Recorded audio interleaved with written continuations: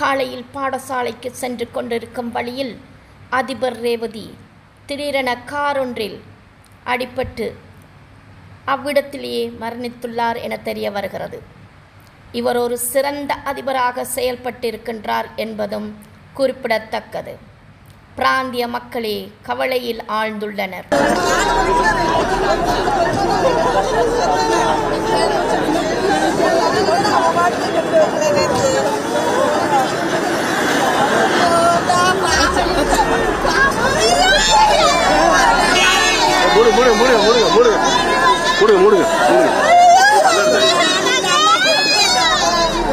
பறக்காம ஒரு கல் எடுத்து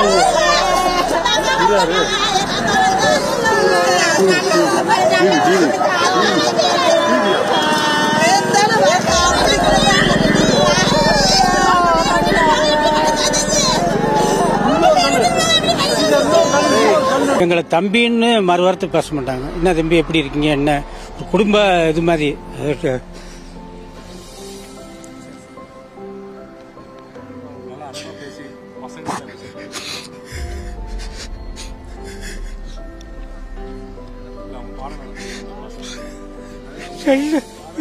ஊராட்சி ஒன்றிய தொடக்கப்பள்ளி கல்குறிச்சி தலைமை ஹெச்எம்மா இருக்காங்க.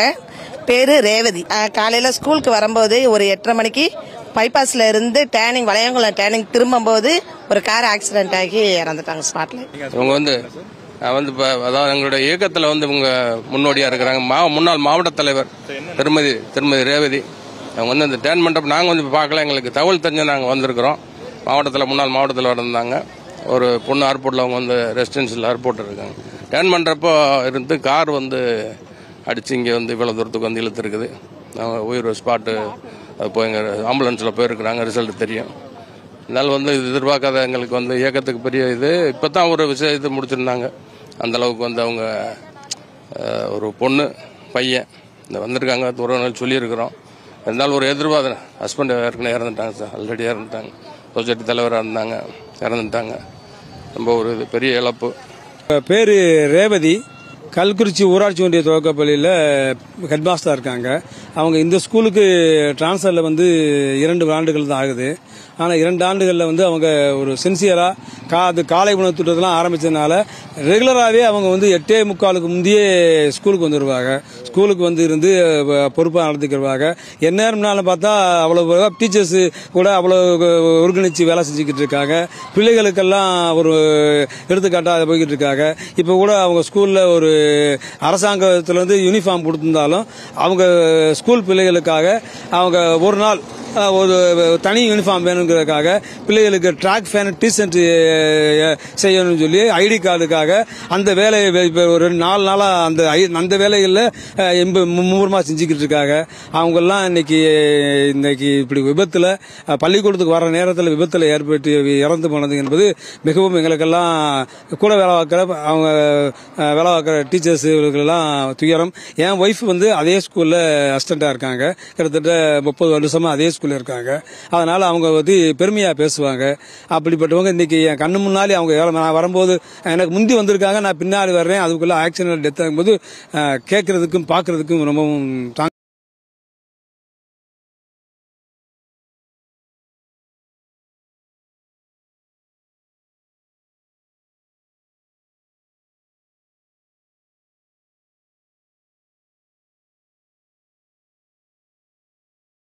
கூடுதல் பொறுப்புல இருந்து எடுத்துக்கிட்டு இருக்காங்க. நல்லா இருப்பாங்க. நல்ல எக்ஸாம்பிள் டீச்சர். ஏன்னா இந்த ஏரியால தான் அவங்க கிட்டத்தட்ட அவங்க அப்பாயின்மெண்ட்ல இருந்து வேலை செஞ்சுட்டு இருக்காங்க. அவங்கள பத்தி நாங்க காதல கேட்கிறோம், மீட்டிங்ல பாக்குறோம், கொள்றோம்.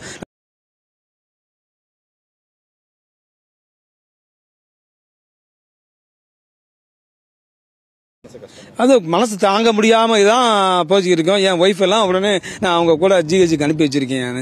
நான் கூட வேலை செய்யறவங்க டீச்சர்ஸ் தான் அலுவலக இவங்க அலுவலக பணியாளர்கள் எல்லாம் இருந்து ஏன்னா பேரை கேட்ட உடனே யாருமே நிக்கல. அடுத்த செகண்ட் கேள்வி கேட்டு டீச்சர்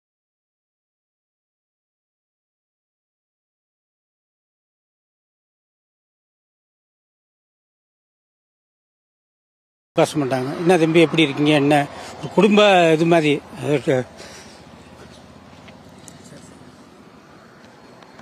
நல்லா அன்பா பேசி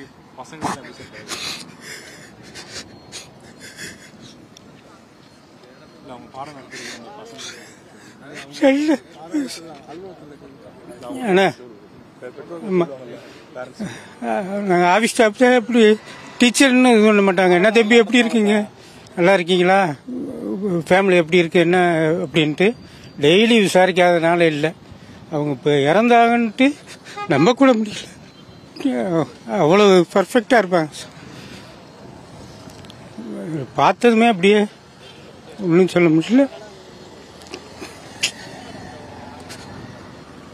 எனக்கு 25 வருஷமா தெரியும். அவங்க சார், டீச்சர், அவங்க அம்மா அப்பா. நான் 30 வருஷமா அந்த ஆஃபீஸில் ஒர்க் பண்ணுறேன்.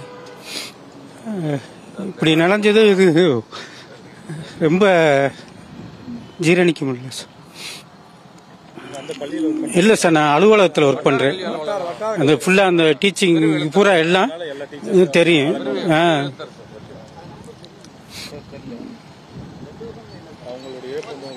ஆமாம், ரொம்ப சார். கேட்டதுமே இப்போ ஆஃபீஸ் நாங்கள் 8:45 திறந்துருவோம். இன்னைக்கு ஒரு மடிக்கணினி ஸ்கூலுக்கு பூரா கொடுக்குறோம்ட்டு இது பண்ணேன். இந்த மாதிரி ஆக்சிடென்ட்னது ஆஃபீஸ் இன்னொரு ஆள்கிட்ட ஒப்படைச்சிட்டு நான் வந்துட்டேன்.